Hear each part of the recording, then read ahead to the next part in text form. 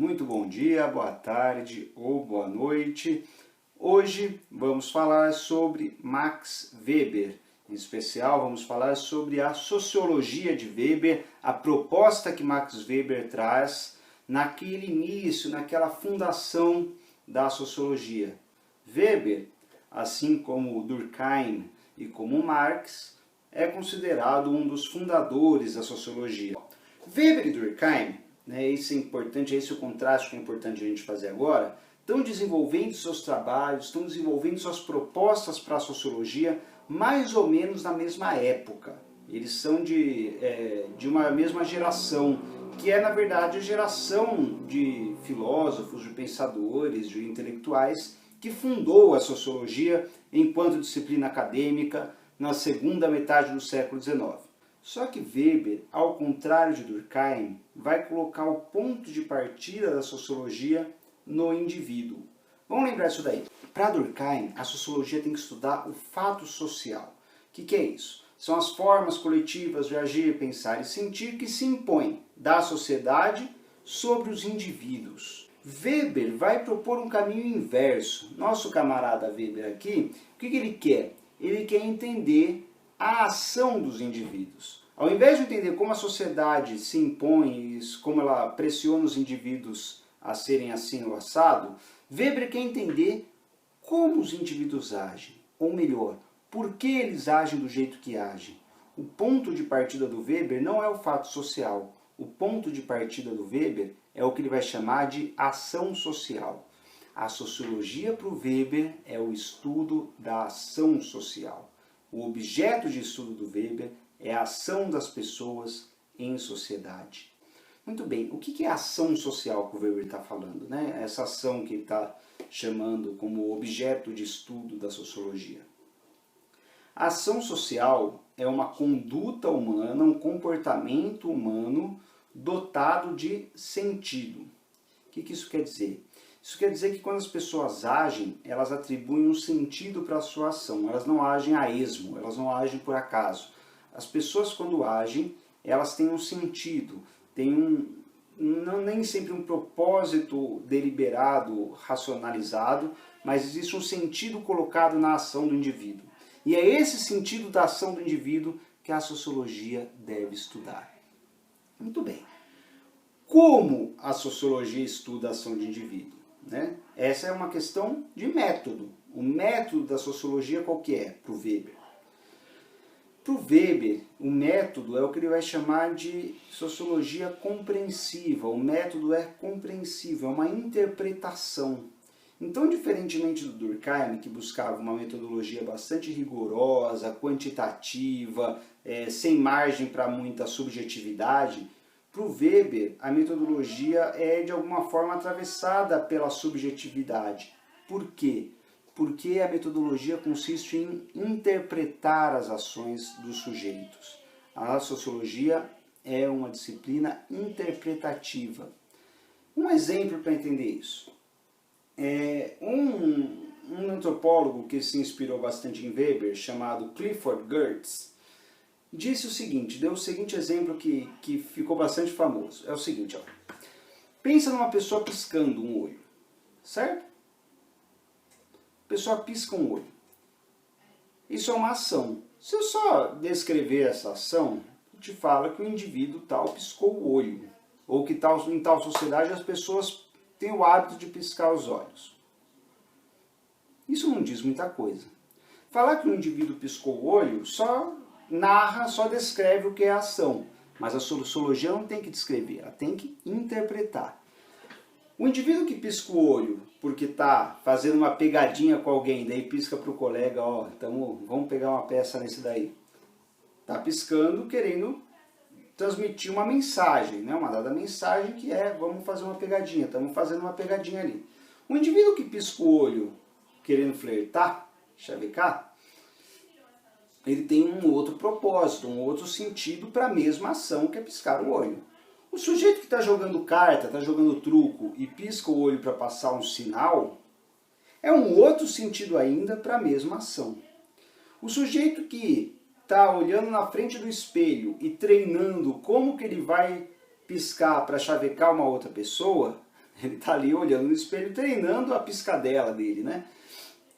É um outro sentido para a mesma ação, que é o ato de piscar, chamada piscadela. Ou seja, a mesma ação pode ser dotada de vários sentidos. Ao sociólogo não basta descrever a ação dos indivíduos, é preciso que ele interprete a ação dos indivíduos. Mas tem mais um aspecto da metodologia do Weber que é importante a gente entender. Para compreender devidamente a ação, para compreender devidamente os comportamentos que as pessoas desenvolvem, que os grupos desenvolvem, ele propõe que a gente consiga categorizar os fenômenos da sociedade, os comportamentos sociais, enfim, em grupos, ou melhor, em tipos. E ao categorizar, a gente vai conseguir entender melhor as semelhanças e as diferenças entre os diferentes comportamentos, os diferentes tipos de fenômeno que ocorrem na sociedade. Esses tipos que ele gosta de categorizar, de agrupar, de organizar para entender melhor, ele vai chamar de tipos ideais. Por que tipos ideais? Porque isso é uma coisa, essa categorização, essa organização, é algo que está na ideia do pesquisador, com critérios, claro, com uma base de informações rigorosas para ele poder categorizar, mas é algo que o pesquisador constrói enquanto ideia.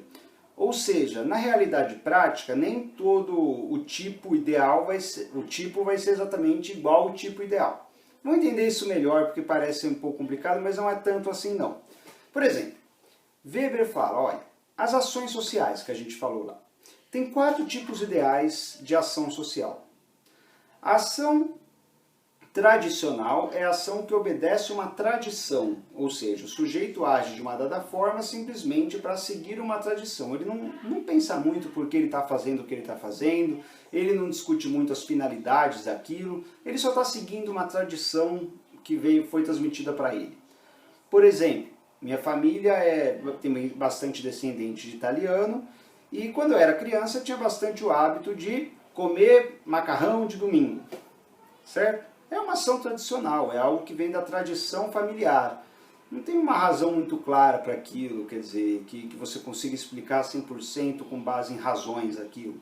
É explicado pela tradição. Segundo tipo, a ação afetiva ou emotiva. Você está ali, sei lá, jogando futebol, alguém dá uma entrada mais dura em você e você lá já solta um coice, já solta uma cotovelada. Não façam isso. Mas isso pode acontecer. Quando o sujeito reage dessa forma impensada, quando o sujeito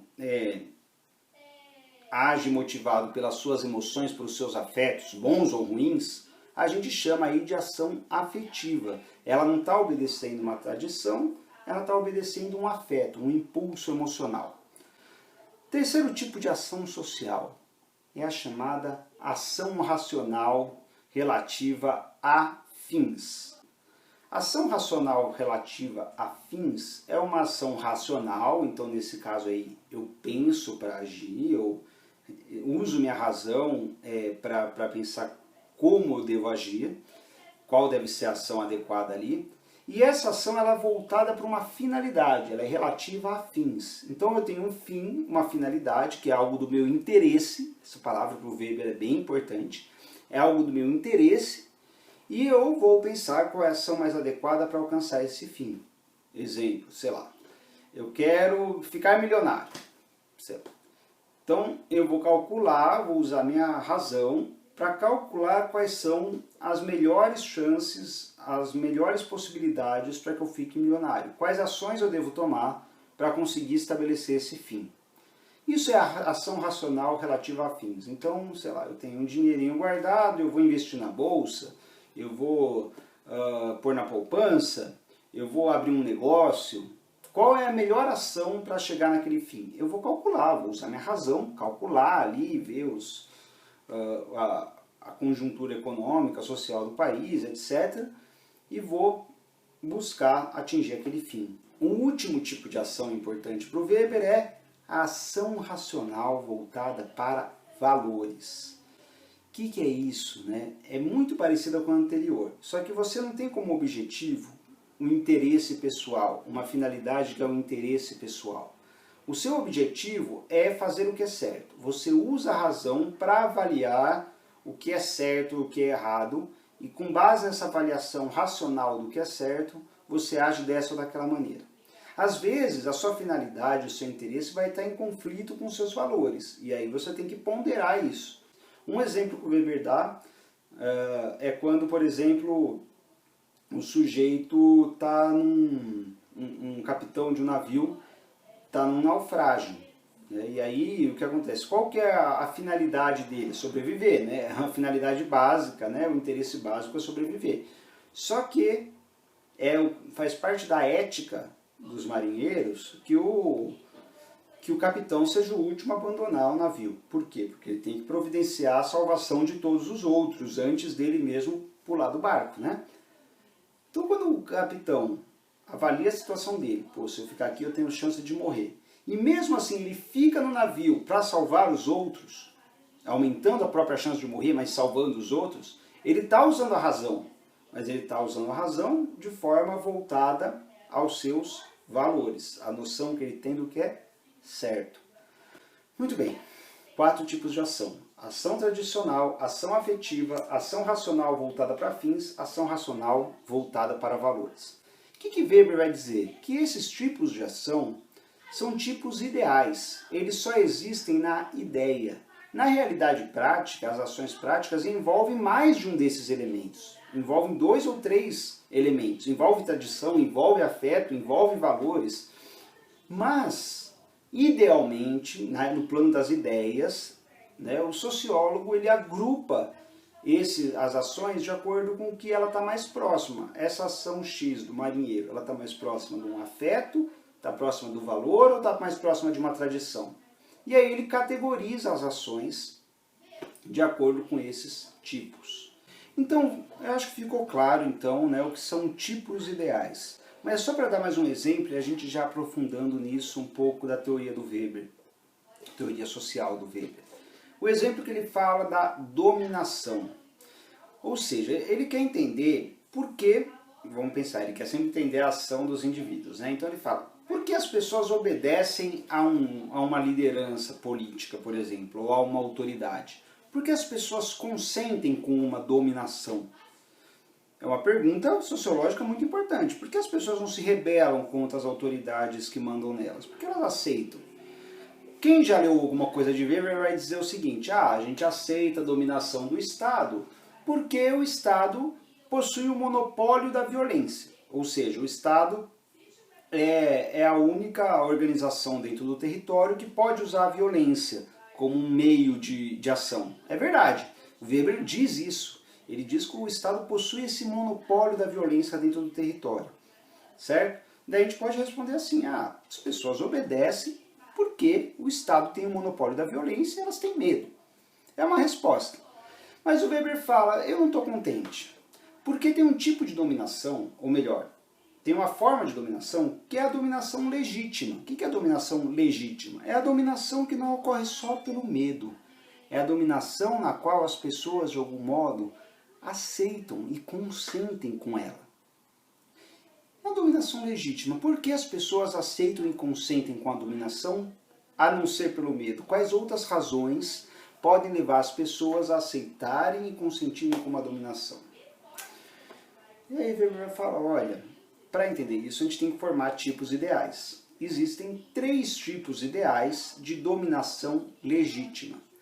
O primeiro é a dominação tradicional. Às vezes as pessoas aceitam uma dominação, aceitam uma autoridade por causa da tradição, porque eles aprenderam que desde sempre aquela autoridade se legitima daquela maneira.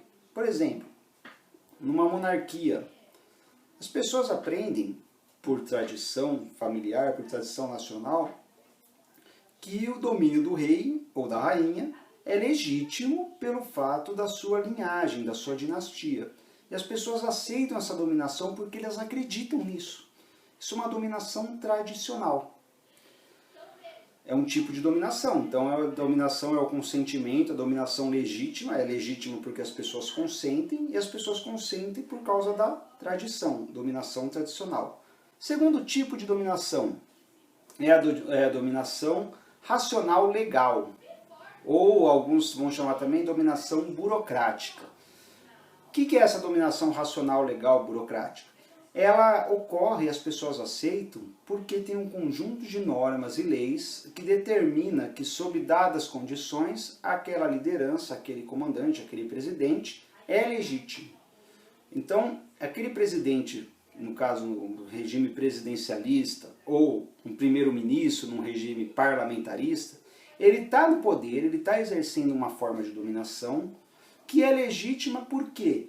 Porque um conjunto de leis, um conjunto de normas socialmente aceitas estabelece como esse cara vai alçar ao poder.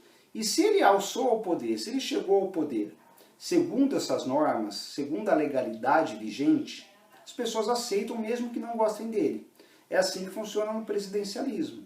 Se o sujeito chega ao poder segundo procedimentos legais e conduz o seu poder dentro dos procedimentos legais, mesmo que as pessoas não gostem desse presidente, as pessoas aceitam. É uma dominação racional legal.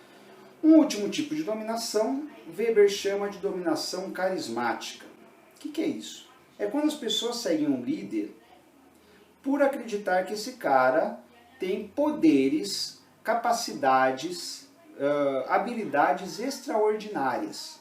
Na dominação carismática, as pessoas se submetem a uma autoridade, se submetem a uma liderança, porque acham que esse cara é sobrenatural, ou ele tem capacidades sobrenaturais de resolver problemas, de, enfim, solucionar questões aí, e essa autoridade carismática cativa as pessoas no seu íntimo, e aí as pessoas seguem. Tem alguns exemplos curiosos da autoridade carismática. Por exemplo, os grandes profetas religiosos da história, Moisés, Jesus, Maomé, são profetas, são autoridades carismáticas. Eles conseguiram um grande número de seguidores que acreditavam piamente que suas habilidades, suas capacidades eram extraordinárias, sobre-humanas. E por acreditarem nisso, seguiam, mesmo que não tivesse nenhuma tradição por trás deles, mesmo que não tivesse nenhuma lei, nenhuma norma por trás daquela autoridade. Outro exemplo são grandes lideranças ditatoriais, às vezes conseguem ser autoridades carismáticas, né? Como o próprio Hitler, perante aquela Alemanha nazista, um sentimento fascista que já existia naquela sociedade. Antes de existir o nazismo governamental, já existia um sentimento autoritário, ultranacionalista, propenso à obediência. Diante daquele quadro, Hitler consegue se firmar como uma autoridade carismática para aquela população. O que é assustador, mas consegue. Por quê? Porque aquelas pessoas atribuíam a ele uma capacidade extraordinária de conduzir a Alemanha. No Brasil mesmo, talvez uma grande autoridade carismática na história brasileira tenha sido Getúlio Vargas, a mesma coisa, né? Ele chega ao poder não por meio da legalidade, por meio de uma revolução, né? Depois ele vai legalizar o poder dele, e ele, chegando ao poder, ele consegue estabelecer um clima de autoridade carismática ali, ele consegue ser visto pela sociedade como um todo, por um dado período pelo menos, como o pai dos pobres, era a colocação que se colocava, alguém que era visto como um revolucionário, alguém que ia transformar aquilo lá, que ia fazer o país salvar a nação dos seus problemas, etc. Né? Muito bem, então é um tipo de dominação, as pessoas aceitam por esses três tipos. E lembrando, de novo, esses três tipos são tipos ideais, tipos puros. Na prática, você pode ter um presidente que é presidente pela legalidade, mas que se torna mas que é também uma autoridade carismática. Quer dizer, na realidade prática, esses três tipos se mesclam, né? Mas a gente consegue categorizar, a gente consegue classificar para entender melhor o porquê esse ou aquele consegue estabelecer uma dominação duradoura. Bom, o Weber, ele vai trabalhar uma série de outros temas que são importantes e que seriam legais, né, da gente estar aprofundando, mas pelo tamanho do vídeo que a gente quer propor aqui, não dá. Por exemplo, ele faz um estudo muito interessante sobre o processo histórico de racionalização, principalmente tomando a Europa Ocidental como objeto, mas ele discute também outras localidades, outras culturas. Como ao longo da história as sociedades foram se tornando cada vez mais racionais. Ele vai mostrar o papel da religião para a racionalização, ou seja, ao longo da história, aquela ação racional dirigida para fins, orientada para fins, vai se tornando como o padrão maior de ação para as pessoas, cada vez mais. E ele vai analisar como isso ocorre. Ele vai, nesses estudos sobre racionalização, ele vai também estudar as burocracias modernas, ou seja, o funcionamento das instituições burocráticas do mundo moderno. A empresa, o Estado, mesmo as religiões, são organizações burocráticas. Tem normas escritas, tem hierarquia definida, tem divisão muito bem atribuída de papéis. E isso, a burocracia, esse tipo de organização, é uma invenção do mundo moderno racionalizado. Ele vai, com base também nesses estudos, discutir sociologia da ciência, ele vai discutir a ciência, o desenvolvimento científico e a ciência moderna, principalmente as ciências humanas. E ele vai fazer um estudo também muito interessante, talvez na obra mais famosa dele, sobre a relação entre capitalismo e protestantismo. Ele tem um livro chamado A Ética Protestante e o Espírito do Capitalismo, no qual ele procura demonstrar a importância da reforma protestante para o desenvolvimento do capitalismo. Ele observa que os países de religião protestante, não católica, possuem, na época dele, um espírito capitalista mais acentuado. O que é o espírito capitalista? Esse comportamento, essa mentalidade voltada para o acúmulo de lucros cada vez maiores. Então o espírito do capitalismo seria esse comportamento capitalista, ele quer estudar o comportamento, a ação. O comportamento capitalista de lucrar, lucrar, lucrar e reinvestir esse lucro para lucrar mais ainda no futuro. E ele vai mostrar que isso se deve a determinadas crenças desenvolvidas no protestantismo. E que por isso, nos países protestantes, o capitalismo, esse espírito capitalista é mais acentuado. Ele não quer dizer que se não tivesse a reforma não teria capitalismo, a reforma protestante, né? Mas ele quer falar, olha, a reforma deu uma contribuição importante para formar a mentalidade capitalista. E nessa obra, A Ética Protestante e o Espírito do Capitalismo, ele vai mostrar como isso ocorreu, como se deu quais foram as ideias protestantes que ajudaram a edificar o capitalismo. É um estudo muito interessante e, para muitos sociólogos, é considerada talvez uma das maiores obras sociológicas da história. E é isso, pessoal. Eu agradeço a atenção de todos, um abraço, nos vemos em breve. Valeu!